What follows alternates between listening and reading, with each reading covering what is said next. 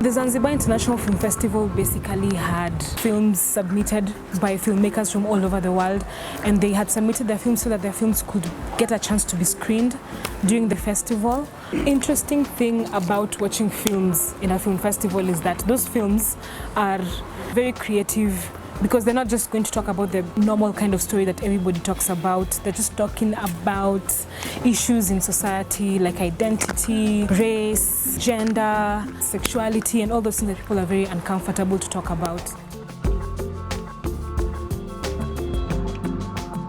You can promote your own film or promote yourself. So while you're networking and talking to other people, you can give them a link to your website, you can give them a link to the stuff that you've done. There are filmmakers who've come to screen their films. There are other filmmakers whose films did not necessarily make it into the film festival, but they're still going to be there to watch other films. There is the locals themselves who just come and watch the films, because some of the screening is for free. There's distributors from other countries. So like you have a guy and he has this distribution company and he comes all the way to Zanzibar and he he's just looking for filmmakers who have content. When you're just around Nairobi or just around Kenya, we're used to a certain way of doing things, certain way of shooting films. But when you get a chance to go somewhere else and see other people shoot their films, it's a different and nice experience, because other people don't think the same way we do. I was excited to go. And I think that more people should be going for these festivals, because they're generally very nice and very nice avenues to meet people.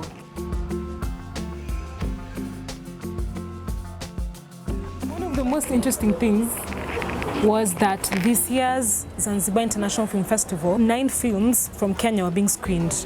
And we won several categories, and that was a big deal. And I got a chance to meet all of these filmmakers. I got a chance to meet Soko Sonko, director. I got a chance to meet the guys who made Angles of My Face. So it was very interesting. So now I already have that connection with them. I also got a chance to meet Kevin Njue, and he made this film. It's called Intellectual Scam, and his film is a really nice film.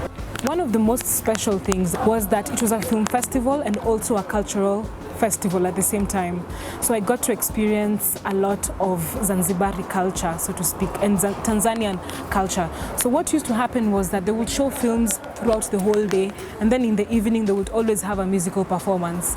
So you have an interesting artist from Tanzania, or from Kenya, or from Denmark. There's a time that we had this musician. His name is Musa Diallo from Denmark, and I really loved his music. There's something really interesting that happens in Zanzibar I don't know if it happens only during the film festival, but they have just right outside the amphitheater. So the amphitheater is where the festival mainly happens. That's the main center of the festival. So right outside it, if you just cross the road, there's this garden, and it's called the Forodhani Gardens. So this garden, every night when it's 6 p.m., there are all these people selling food, different types of food. There's shark meat, there's squid, there is, what do you call this thing? What do you call this boneless chicken?